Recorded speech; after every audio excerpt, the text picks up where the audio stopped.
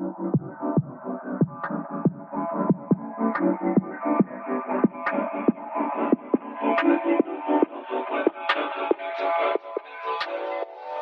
evening or good day. This is Bear, joining you for another one of the Director's Commentary videos. Last time we went over the third episode in the series, so today sequentially we'll jump over to part 4 and give some thoughts on how I made this one as well. Well, Parker, when you're gone, Mary Jane will be so lonely. Maybe we should keep her company. No! And really quickly there, I'm still using the WavePad sound editing software as I recall. I believe at this point I discovered you don't have to use the time stretch feature. Instead you could just use the pitch change, and that way it doesn't change the duration of the track or how slowly you're speaking. It just changes how low or high the pitch is. Back then I likely would have been reducing it an entire octave, so what would that be, 12 semitones? Nowadays I usually go -4, -6 semitones if I'm doing Venom's voice for the double track. Maybe we should keep her company. No!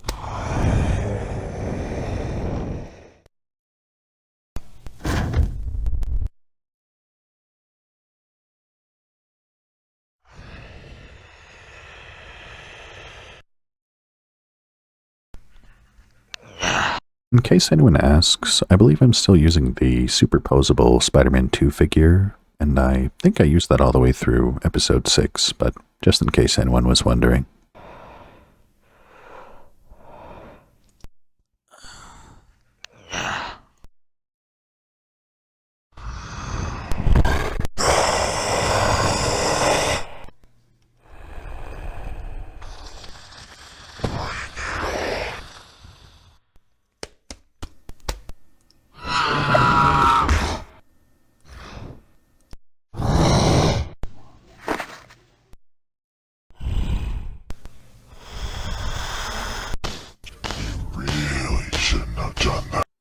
As you can see, this is where I think the first time I got the idea to use hot glue as a adhesive to stick the figure's feet to the ground. I have mentioned in the tutorial videos, which, unless you're okay completely mangling the different pieces of your figures, you probably should avoid it. Though, if you want to ensure they stay in place during strange poses, or maybe the figure's just too heavy to hold in place with sticky tack, that's what I usually resort to.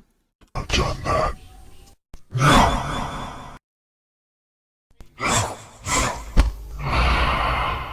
Ah, crap. Ah!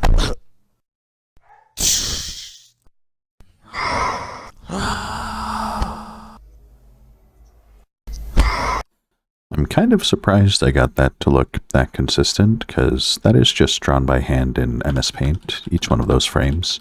So, turned out fairly well.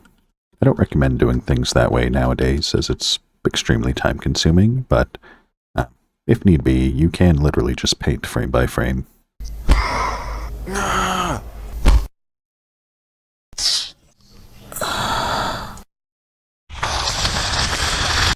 Real quick, I did have a commenter ask about the posability of the Venom symbiote's tongue, and it's actually not super flexible, and it is directly adhered to the base of the mouth there. But as you can see, I was using a piece of fishing line to pull it one direction or the other. That way I could make it stay in positions that otherwise wouldn't want to.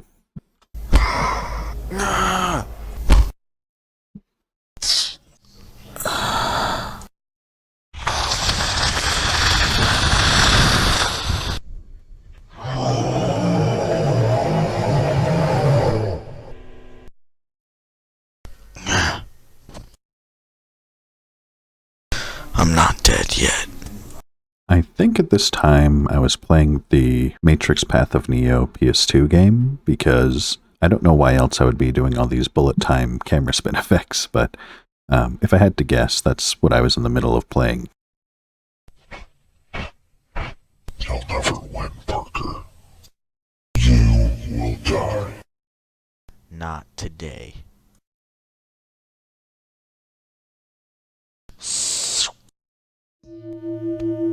Die. These plastic pieces are called K'NEX, K-N-E-X, and apparently they're still around. So, We'll explain more about this when we get to the next part here.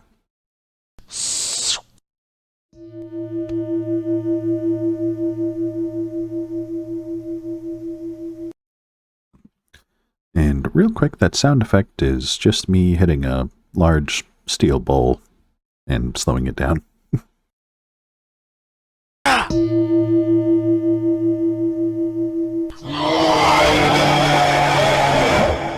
You're gonna regret that.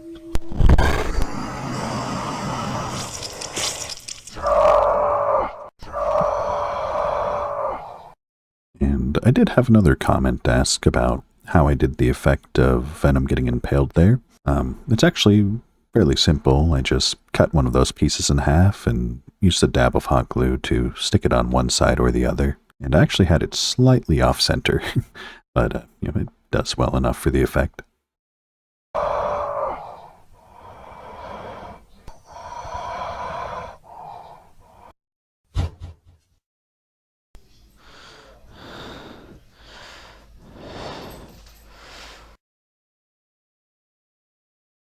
It's not over. I know.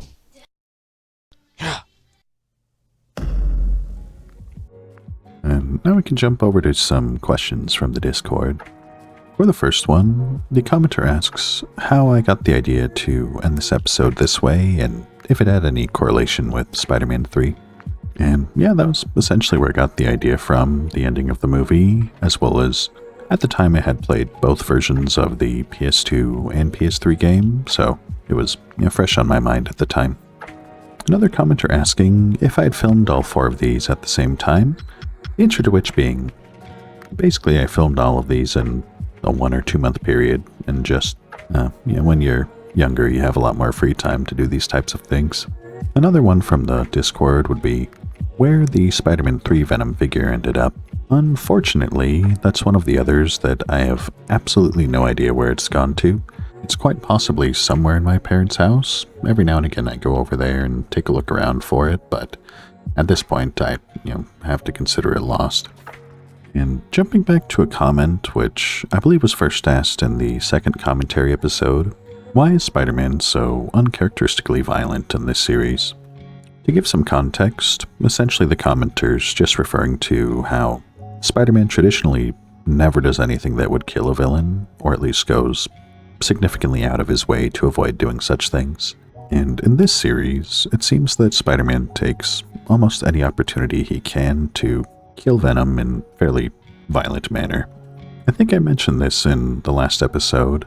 Essentially, in this universe, Venom's regeneration factor is extremely good to the point where he can regenerate almost any sort of injury, which we'll see that come up towards episode 7 of the series. So essentially, even though Spider-Man would be using what is normally lethal force against most of his other enemies, towards Venom this is simply a way to incapacitate him until he regenerates. And jumping to announcements for the channel, first one is, I actually did a collab recently with one of the Discord members who has his own YouTube called Phoenix Studios, which I'll link the channel here. And I do voice one of the characters there, and he makes stop motion videos as well. Take a look at that one, and give it a like and subscribe if you enjoy. And regarding Battle of the Symbiotes 8, I'm in the process of building a set for the next scene where one of the largest fights in the entire video takes place. And I'll put a few pictures here so you can see what I'm up to. I should have this put mostly together within the next couple of days and should be able to start filming there. And as far as if you would like to support the channel, I do still have a Ko-Fi going, which the current goal is regarding replacing some parts on my 3D printer that I've been using to make set pieces. I may have mentioned it in a post recently, but there was a time where the Z-axis stopped operating in the middle of a print, and I was not there to fix it, so it completely destroyed one of the sensors and one of the cooling fans. So if anybody would like to contribute so I could buy the parts and replace those, that'd be greatly appreciated.